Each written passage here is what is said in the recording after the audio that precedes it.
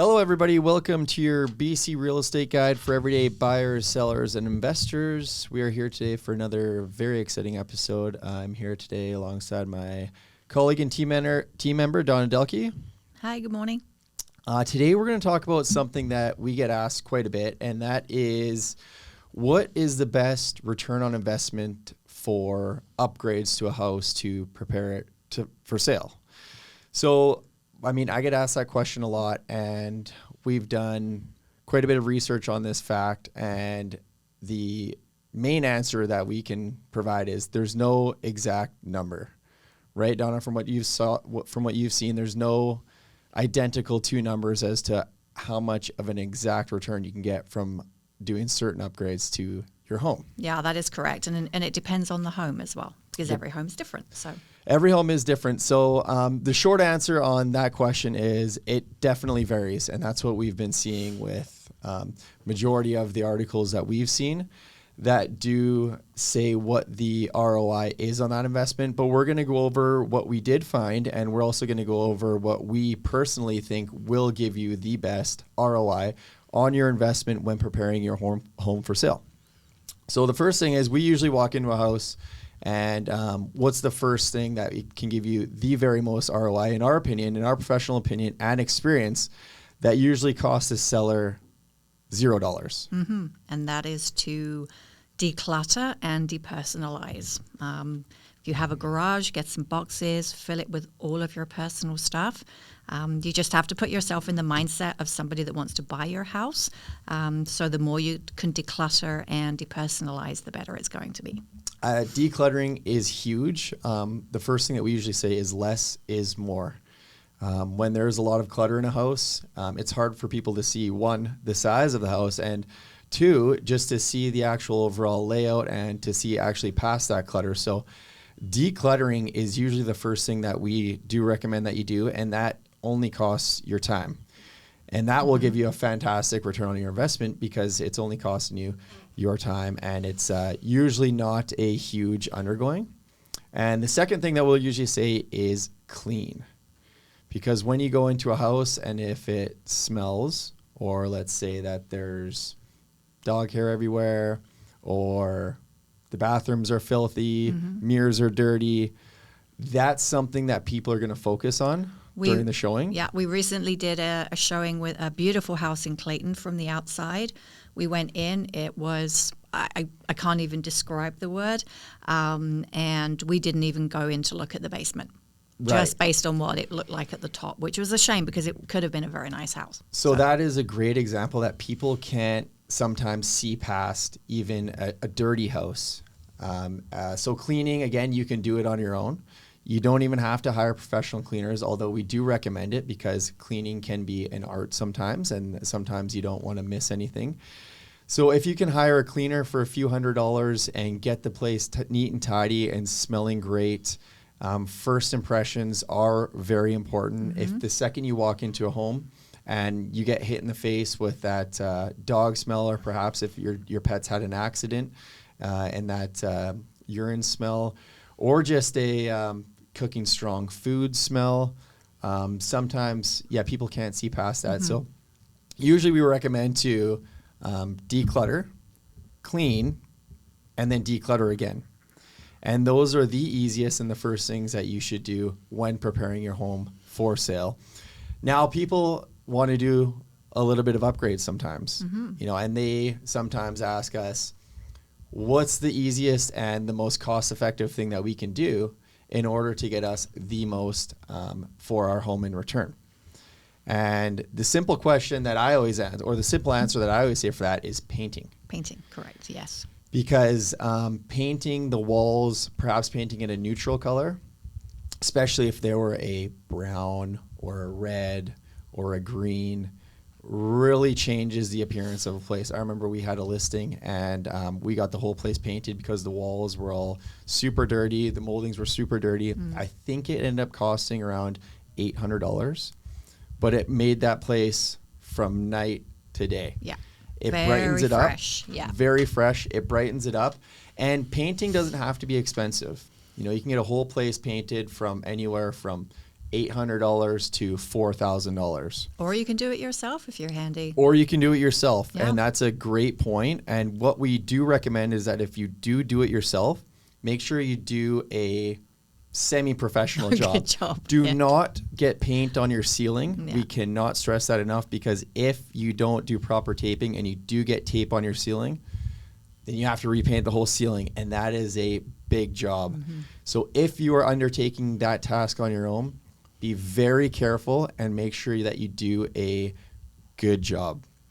So an interesting stat from heartandhomestaging.com, they said, while it varies a lot, which all of these updates do, we estimate that the fresh paint adds 1 to 3% on a home's final sale price, which is pretty good. So if you spend $5,000 to paint your home on $1 million home, then you can expect to get around $30,000 return, perhaps up to, at least. Mm-hmm.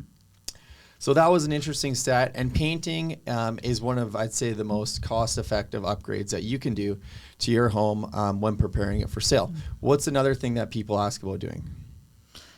The bathroom remodel. Bathroom remodels, yeah. And apparently, and according to remodeling.hw.net, a bathroom renovation can boost the property's value between 2.5% and 12.5%. Again, that is a huge gap. Yeah, it is a huge gap. And don't forget, a bathroom reno can be a pretty big job. Mm-hmm. And a lot of the times, homes have more than one bathroom. So how many bathroom renos are you going to do to your home? Are you going to renovate all of them? And if you're going to renovate the bathrooms, are you going to upgrade the flooring? Are you going to upgrade the kitchen? A lot of the times, if you're upgrading a bathroom, let's say a house is built in the 90s, if you have just one upgraded bathroom and the rest of the house is original, that probably wouldn't play out as good as you would think. Yeah, I mean, a buyer would be wondering why they just stopped at one. Exactly. And that's another really good point, is any project that you undertake in order to upgrade your home and prepare it for market, make sure that that project is complete. Because again, buyers cannot see past a 50% or a 75% done project. Mm-hmm. In their eyes. That is a ton of work to do. Yeah. And some people think that they're going to have to redo the whole thing because perhaps you can't get the tile, perhaps you can't get this, perhaps you can't get that. So they just expect in their minds that they're going to have to redo that whole project. And I'm just reading actually on roylepage.ca as well. Bathrooms potentially increase in a home's selling price. They predict as well 2.5 to 12.5% increase on what you spend there. Right. So another thing that people ask about is flooring. Okay. Now, flooring, I think, is always a great option for an upgrade, and it doesn't have to be that expensive of an upgrade. But make sure that the flooring is done the same type of flooring throughout the home and not chopped up. And it's a great option if you have carpet as well. Because carpet in older places tend to get stained and they tend to hold smells. And a lot of people actually are allergic. I've heard that a lot from buyers, that if they look at a house, it's like the first thing we're going to do is take out the carpet because we're allergic. So exactly. We have read that it can boost your sale price of your home as much as 2.5%. Again, these numbers are all varying, but I would estimate personally that it definitely could. Let's say you have $1 million house and then you update the flooring, you definitely could get an extra $25,000 easily, in my opinion, if you did do the flooring. However, keep in mind that when you do replace the flooring, you have to pay for the cost of the flooring removal. You have to pay for the cost of the flooring. You have to pay for the cost of the installation. Mm-hmm. When all is said and done, it could easily get up to around $10 a square foot, depending on what type of flooring you put in. And a lot of people want to put in laminate flooring. it's durable, and it looks nice. Laminate flooring is the lower end of the flooring. If you have, let's say, a lower end condo or maybe a mid-grade condo or even a townhouse, laminate could be a great option. But don't forget, maybe to spend the extra $1 to $2 per square foot and get that new vinyl plank flooring, which has amazing durability and people tend to love it. Yeah, I have it in my house. I had it put in a couple of years ago, and I just love it. The great thing is you can yeah. put it, I believe, in kitchens because it is water resistant. I can spill water and it doesn't peel. It's really good. So what you probably don't want to do, and what I've done in the past, is install real hardwood floor in, let's say, an entry-level condo. You don't have to go to that extent when updating your flooring, which leaves us to our next point, is about knowing what type of product that you have for the upgrades that you do. Right. So, like, for example, if you're selling a condo that's going to be like probably in the 400,000 range, you're not going to want to spend $100,000 on a kitchen renovation because it's just not going to get the return on investment. Now, you might want to spend $100,000 on the entire renovation itself because renovations do add up. And if you purchase the place for the right price, it most definitely might be worth it. But you're not going to go for your top of the line, kitchen or your top of the line fixtures. You're not going to go with this.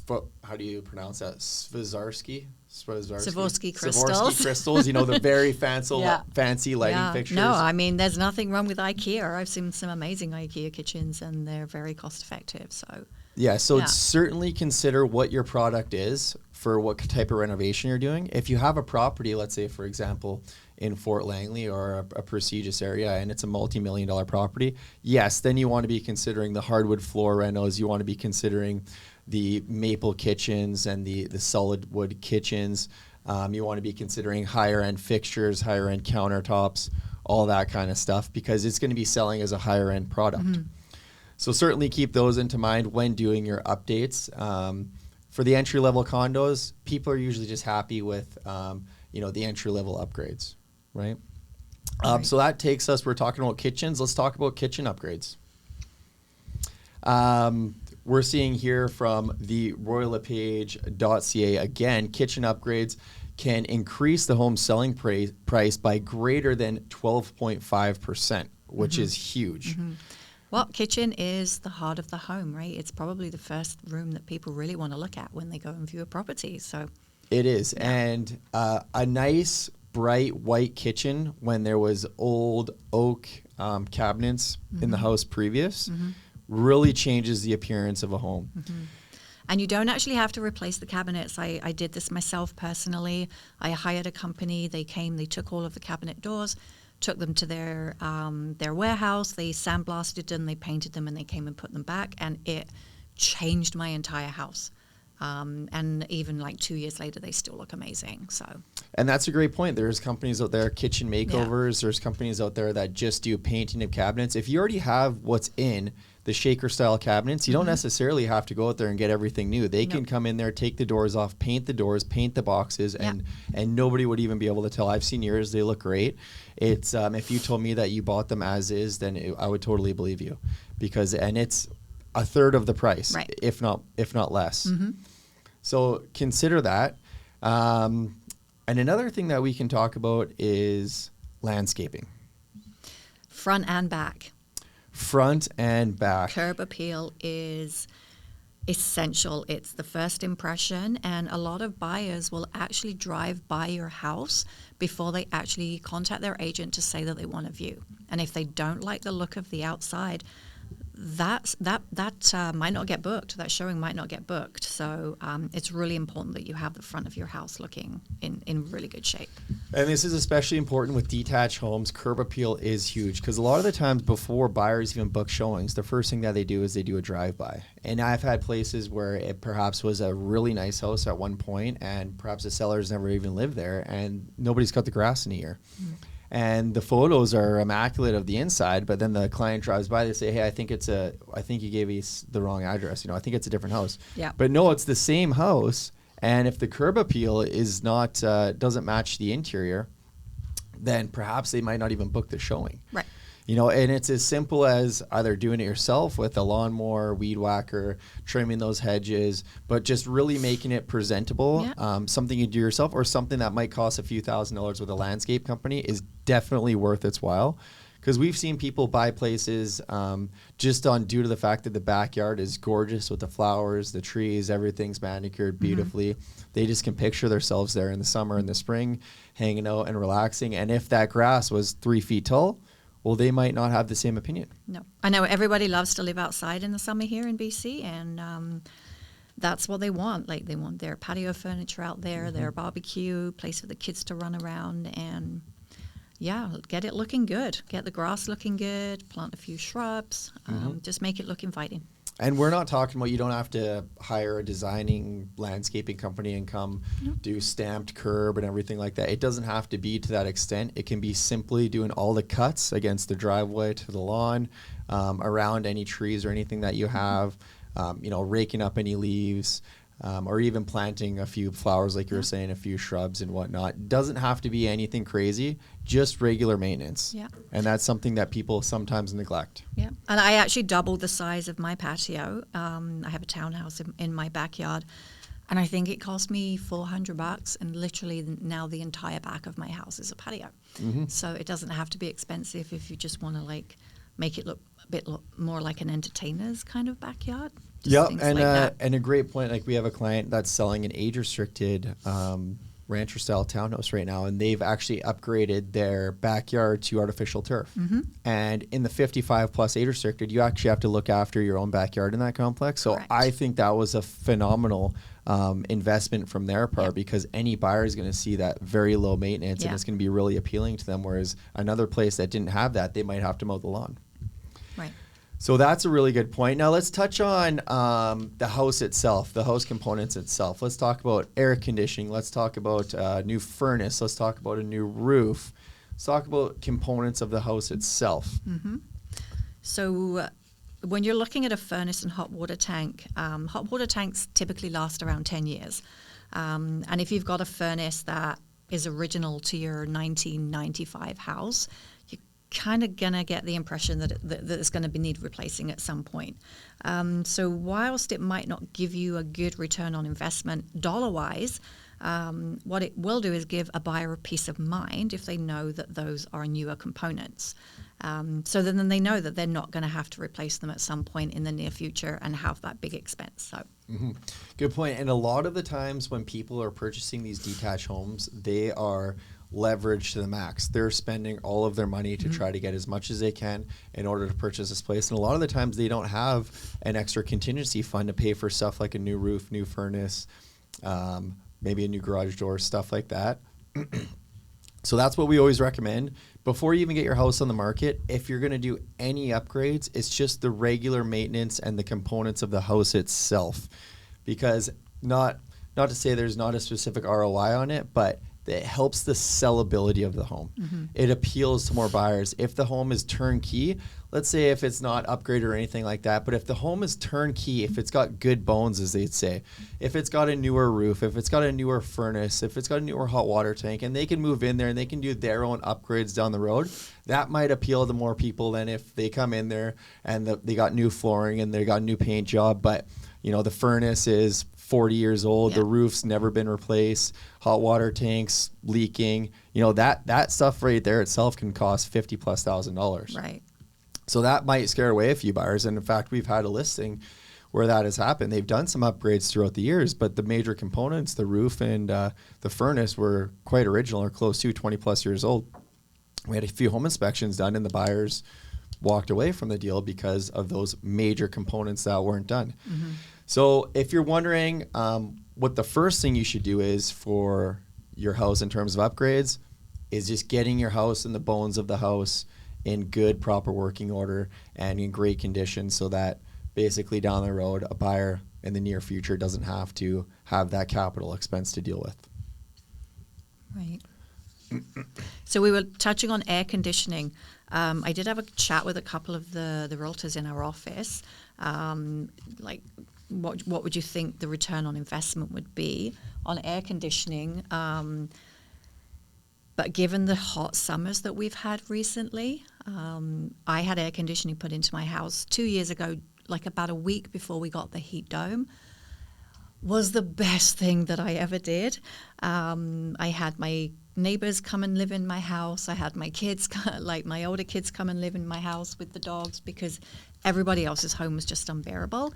And even last year, like it's not cheap to run. I'm not going to lie, but you have comfort in your home. You can sleep, especially if you're in a townhouse and you're 3 floors up and you've got a west-facing window.